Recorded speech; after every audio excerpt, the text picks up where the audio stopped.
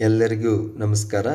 ಇಲ್ಲಿ ಚಿತ್ರವನ್ನು ಗಮನಿಸಿದಾಗ ಯಾವ ವಿಷಯದ ಬಗ್ಗೆ ನಾವು ಚರ್ಚಿಸ್ಬೋದು ಎಂಬುದು ತಮಗೆ ಕಲ್ಪನೆಗೆ ಬಂದಿರುತ್ತೆ ಅಂತ ಭಾವಿಸ್ತೇನೆ. ಪ್ರಸ್ತುತಿ ನಾನು ರಾಜು ಭೂಶೆಟ್ಟಿ. ಈ ಒಂದು ಚಿತ್ರದಲ್ಲಿ ತಾವು ಗಮನಿಸ್ಬೋದು, ವೋಲ್ಟ್ ಮೀಟರನ್ನು ನಾವೇನು ಮಾಡಿದ್ದೇವೆ ಅಂತಂದರೆ ಈ ರೀತಿಯಾಗಿ ಸಮಾಂತರವಾಗಿ ಜೋಡಣೆ ಮಾಡಿದ್ದೇವೆ. ಯಾವುದೇ ಒಂದು ಸರ್ಕ್ಯೂಟ್ನಲ್ಲಿ ವೋಲ್ಟ್ ಮೀಟರನ್ನು ಸಮಾಂತರವಾಗಿ ಜೋಡಣೆ ಮಾಡ್ತೇವೆ. ಆದರೆ ಇಲ್ಲಿ ಗಮನಿಸ್ಬೋದು, ಅಮೀಟರನ್ನು ತಾವು ಇಲ್ಲಿ ನೋಡಿದ್ರಿ ಅಂತಂದ್ರೆ ಅಮೀಟರನ್ನು ನಾವು ಏನು ಮಾಡ್ತೀವಿ ಅಂದರೆ ಯಾವಾಗಲೂ ಸರಣಿಯಲ್ಲಿ ಜೋಡಿಸ್ತೇವೆ. ಇದಕ್ಕೆ ಕಾರಣವೇನು ಎಂಬುದನ್ನು ನಾವು ಚರ್ಚಿಸೋಣ. ಮೊಟ್ಟ ಮೊದಲಿಗೆ ವೋಲ್ಟ್ ಮೀಟರನ್ನು ನಾವು ನೋಡೋದಾದರೆ, ವೋಲ್ಟ್ ಮೀಟರ್ ಎರಡು ಬಿಂದುಗಳ ನಡುವಿನ ವಿಭವಾಂತರವನ್ನು ಅಳೆಯುತ್ತೆ. ಈ ಚಿತ್ರದಲ್ಲಿ ನೋಡ್ಬೋದು, ಈ ಬಿಂದು, ಇನ್ನು ಎರಡು ಬಿಂದು ಇದ್ದಾವೆ. ಈ ಎರಡೂ ಬಿಂದುಗಳ ನಡುವಿನ ವಿಭವಾಂತರವನ್ನು ಅಳೆಯುವ, ಅಂದರೆ ವಿಭವಾಂತರ ಅಂದರೆ ವೋಲ್ಟೇಜನ್ನು ಅಳೆಯುವುದರಿಂದ ಎರಡೂ ಬಿಂದುಗಳ ನಡುವಿನ ವ್ಯತ್ಯಾಸವನ್ನು ನಾವು ಪರಿಶೀಲಿಸುವ ಸಲುವಾಗಿ ಇಲ್ಲಿ ಏನು ಮಾಡುತ್ತೆ ಅಂದರೆ ವೋಲ್ಟ್ ಮೀಟರು ಅದು ಕಡ್ಡಾಯವಾಗಿ ಈ ಎರಡೂ ಬಿಂದುಗಳನ್ನು ಸ್ಪರ್ಶಿಸಲೇಬೇಕು. ಈ ಎರಡೂ ಬಿಂದುಗಳನ್ನು ಸ್ಪರ್ಶಿಸಬೇಕು ಅಂತಂದರೆ ಯಾವಾಗಲೂ ವೋಲ್ಟ್ ಮೀಟರನ್ನು ನಾವು ಸಮಾಂತರವಾಗಿ ಜೋಡಣೆ ಮಾಡ್ತೇವೆ ಅನ್ನುವಂಥದ್ದು. ಆದರೆ ಅಮೀಟರಿಗೆ ನಾವು ಹೋದಾಗ ಇಲ್ಲಿ ಏನಾಗುತ್ತೆ ಅಂದರೆ, ಅಮೀಟರು ನಮಗೆ ಒಂದು ವಿಷಯ ಗೊತ್ತಿದೆ, ವಾಹಕದ ಮೂಲಕ ಇಲ್ಲಿ ನೋಡ್ಬೋದು, ಇಲ್ಲಿ ವಾಹಕದ ಮೂಲಕ ಹಾದು ಹೋಗುವ ವಿದ್ಯುತ್ತನ್ನು ಅಮೀಟರ್ ಅಳೆಯುವುದರಿಂದ ಎಷ್ಟು ವಿದ್ಯುತ್ ಪ್ರವಾಹ ಹಾದು ಹೋಗುತ್ತಿದೆ, ಈ ವಾಹಕದ ಮೂಲಕ, ಈ ತಂತಿಯ ಮೂಲಕ ಎಷ್ಟು ವಿದ್ಯುತ್ ಪ್ರವಾಹ ಹಾದು ಹೋಗುತ್ತಿದೆ ಎಂದು ತಿಳಿಯಲು ನಾವು ಯಾವಾಗಲೂ ಈ ಅಮೀಟರ್ ಏನಿದೆಯಲ್ಲ ಇದನ್ನು ವಿದ್ಯುತ್ ಪ್ರವಾಹ ಇರುವ ಹಾದಿಯಲ್ಲಿಯೇ ಅದನ್ನು ನಾವು ಜೋಡಿಸ್ಬೇಕಾಗತ್ತೆ. ಅಂದರೆ ಅಮೀಟರು ವಿದ್ಯುತ್ ಪ್ರವಾಹ ಇರುವ ಹಾದಿಯಲ್ಲೇ ಇರಬೇಕಾಗತ್ತೆ. ಹೀಗಾಗಿ ಈ ಕಾರಣಕ್ಕಾಗಿ ನಾವೇನು ಮಾಡ್ತೀವಿ ಅಂದರೆ ಯಾವಾಗಲೂ ಕೂಡ ಇಲ್ಲಿ ನೋಡ್ಬೋದು, ಅದನ್ನು ನಾವು ಸರಣಿಯಲ್ಲಿ ಜೋಡಿಸ್ತೇವೆ ಎನ್ನುವಂಥದ್ದು.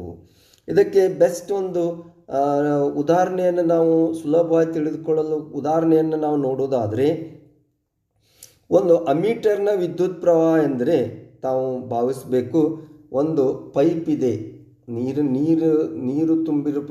ಹರಿಯುವಂಥ ಒಂದು ಪೈಪ್ ಇದೆ. ಅಮೀಟರ್ನ ವಿದ್ಯುತ್ ಪ್ರವಾಹ ಅಂತಂದರೆ ಈ ಪೈಪ್ ಏನಿದೆಯಲ್ಲ, ಈ ಪೈಪಿನಲ್ಲಿ ಹರಿಯುತ್ತಿರುವ ನೀರು ಎಂದು ನಾವು ಭಾವಿಸಬೇಕಾಗತ್ತೆ. ಹೀಗಾಗಿ ಅದು ಯಾವಾಗಲೂ ನೀರು ಹರಿಯುವ ಹಾದಿಯಲ್ಲಿಯೇ ಇರಬೇಕಾಗುತ್ತದೆ. ನೀರು ಯಾವ ರೀತಿ ಹರಿತಾ ಇರುತ್ತಲ್ಲ, ಆ ನೀರು ಹರಿಯುವ ಹಾದಿಯಲ್ಲಿಯೇ ಅಮೀಟರ್ ಇರಬೇಕಾಗತ್ತೆ. ಈ ಕಾರಣಕ್ಕಾಗಿಯೇ ನಾವೇನು ಮಾಡ್ತೇವೆ ಅಂದರೆ ನಾವು ಅಮೀಟರನ್ನು ಸರಣಿಯಲ್ಲಿಯೇ ಜೋಡಿಸ್ತೇವೆ ಅಂತೇಳಿ ನಾವು ಹೇಳ್ತೇವೆ. ಇನ್ನೊಂದು ಉದಾಹರಣೆಯನ್ನು ನಾವು ದೃಷ್ಟಾಂತವನ್ನು ನಾವು ನೋಡೋದಾದರೆ, ವೋಲ್ಟ್ ಮೀಟರನ್ನು ಗಮನಿಸಿದಾಗ ಇಲ್ಲೇನಾಗತ್ತೆ ಅಂದರೆ ಯಾವಾಗಲೂ ಒಂದು ವಿಷಯ ನಾವು ಗಮನದಲ್ಲಿರಬೇಕು, ವೋಲ್ಟ್ ಮೀಟರ್ನ ವೋಲ್ಟೇಜ್ ಏನಿದೆಯಲ್ಲ, ಸೊ ಈ ವೋಲ್ಟ್ ಮೀಟರ್ನ ವೋಲ್ಟೇಜು ಇದು ಈಗ ನೀರು ಹರಿಯುವಂಥ ಒಂದು ಪೈಪ್ ಇದೆ ಅಂತ ನಾವು ಗಮನಿಸಿದ್ವಿ ಅಂತಂದರೆ, ಇದು ಪೈಪ್ನ ಎರಡು ಬಿಂದುಗಳು, ಒಂದು ಈ ಬಿಂದು, ಇನ್ನೊಂದು ಎರಡು ತುದಿ ಇರ್ತದೆ ಪೈಪಿಗೆ. ಎರಡು ಬಿಂದುಗಳೇನಿದಾವಲ್ಲ, ಈ ಪೈಪ್ನ ಎರಡು ಬಿಂದುಗಳ ನಡುವಿನ ನೀರಿನ ಒತ್ತಡದ ವ್ಯತ್ಯಾಸ, ಈ ಎರಡು ಬಿಂದುವಿನ ನಡುವಿರುವಂಥ ನೀರಿನ ಒತ್ತಡದ ವ್ಯತ್ಯಾಸ ಅದು ವೋಲ್ಟ್ ಮೀಟರ್ನ ವೋಲ್ಟೇಜ್ಗೆ ಸಮನಾಗಿರುತ್ತೆ. ಈ ಎರಡೂ ಬಿಂದುಗಳ ನಡುವಿನ ವ್ಯತ್ಯಾಸವನ್ನು ನಾವು ಅಳಿಬೇಕು ಅಂದರೆ ಅದೇನು ಮಾಡಬೇಕಾಗತ್ತೆ, ಎರಡೂ ಬಿಂದುಗಳನ್ನು ಸ್ಪರ್ಶಿಸಬೇಕಾಗತ್ತೆ. ಕಡ್ಡಾಯವಾಗಿ ಎರಡೂ ಬಿಂದುಗಳನ್ನು ಸ್ಪರ್ಶಿಸಬೇಕಾಗತ್ತೆ. ಎರಡೂ ಬಿಂದುಗಳನ್ನು ಸ್ಪರ್ಶಿಸಬೇಕಾಗಿರೋದರಿಂದ ಯಾವಾಗಲೂ ಈ ಚಿತ್ರದಲ್ಲಿ ನಾವು ನೋಡಿದ್ವಿ, ಅದನ್ನು ವೋಲ್ಟ್ ಮೀಟರನ್ನು ನಾವೇನು ಮಾಡ್ತೇವೆ ಅಂದರೆ ಸಮಾಂತರವಾಗಿ ಜೋಡಣೆ ಮಾಡ್ತೇವೆ ಅನ್ನೋದನ್ನು ನಾವು ಗಮನಿಸಬೇಕಾಗತ್ತೆ ಅನ್ನುವಂಥದ್ದು. ಇನ್ನು ಪ್ರಶ್ನೆ ಉದ್ಭವ ಆಗತ್ತೆ, ಒಂದು ವೇಳೆ ಈ ವೋಲ್ಟ್ ಮೀಟರ್ ಏನಿದೆ ಅಲ್ಲ, ಈ ವೋಲ್ಟ್ ಮೀಟರನ್ನು ನಾವು ಸರಣಿಯಲ್ಲಿ ಜೋಡಿಸಿದರೆ, ಅಮೀಟರನ್ನು ಸಮಾಂತರವಾಗಿ ಜೋಡಿಸಿದರೆ ಏನಾಗ್ಬೋದು ಎಂಬುದನ್ನು ನಾವು ವಿಚಾರ ಮಾಡೋದಾದರೆ, ಜಸ್ಟ್ ಒಂದು ಕಲ್ಪನೆ ಮಾಡ್ಕೊಳ್ಳಿ, ವೋಲ್ಟ್ ಮೀಟರನ್ನು ನಾವು ಸರಣಿಯಲ್ಲಿ ಜೋಡಿಸಿದ್ವಿ ಅಂತಂದಾಗ ಆ ವೋಲ್ಟ್ ಮೀಟರು ಅದು ಅದು ಯಾವಾಗಲೂ ಕೂಡ ಹೆಚ್ಚು ರೋಧವನ್ನು ಹೊಂದಿರುತ್ತೆ. ವೋಲ್ಟ್ ಮೀಟರು ಹೆಚ್ಚು ರೋಧ, ಹೈ ರೆಸಿಸ್ಟೆನ್ಸ್, ಹೆಚ್ಚು ರೋಧವನ್ನು ಹೊಂದಿರುತ್ತೆ. ಹೀಗಾಗಿ ಅದು ವಿದ್ಯುತ್ ಹರಿವನ್ನು ತಡೆಯುತ್ತದೆ. ಹೆಚ್ಚು ರೋಧವನ್ನು ಹೊಂದಿರುವುದರಿಂದ ವಿದ್ಯುತ್ ಹರಿಯುವುದನ್ನು ತಡೆಯುತ್ತದೆ. It will block the current. So ಹೀಗಾಗಿ ಸರ್ಕ್ಯೂಟ್ನಲ್ಲಿ, ಈ ಒಂದು ಸರ್ಕ್ಯೂಟ್ನಲ್ಲಿ ಯಾವುದೇ ವಿದ್ಯುತ್ ಪ್ರವಾಹ ಇರುವುದಿಲ್ಲ, ವಿದ್ಯುತ್ ಪ್ರವಾಹ ಇರುವುದಿಲ್ಲ ಅಥವಾ ವಿದ್ಯುತ್ ಹರಿಯುವುದಿಲ್ಲ ಅಂತ ಹೇಳ್ತೀವಿ. ಈ ಕಾರಣಕ್ಕಾಗಿ ಬಲ್ಬ್ ಅಥವಾ ಉಪಕರಣ ಕಾರ್ಯನಿರ್ವಹಿಸುವುದಿಲ್ಲ ಅಂತ ಹೇಳ್ತೀವಿ.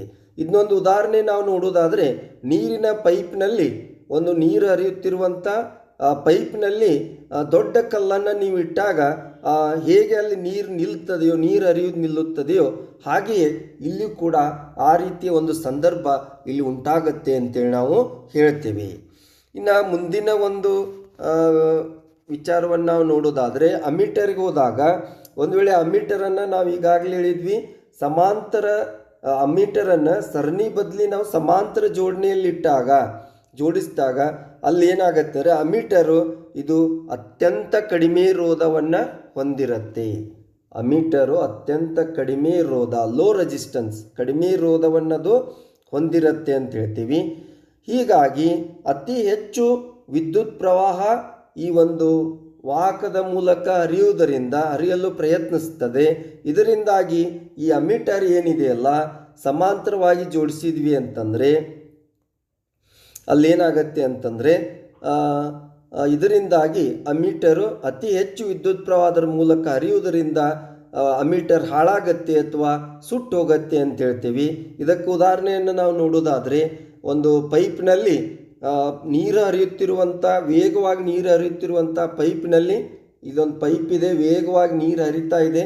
ಇಲ್ಲಿ ನೀವು ದೊಡ್ಡದೊಂದು ರಂಧ್ರವನ್ನು ಕೊರೆದ್ರಿ ಅಂತಂದರೆ ಎಷ್ಟು ವೇಗವಾಗಿ ನೀರು ಹೊರತಳ್ಳಲ್ಪಡುತ್ತದೆಯೋ ಆ ರೀತಿಯ ಒಂದು ಸಂದರ್ಭವನ್ನು ಇದಕ್ಕೆ ನಾವು ಹೋಲಿಸ್ಬೋದು ಅನ್ನುವಂಥದ್ದು.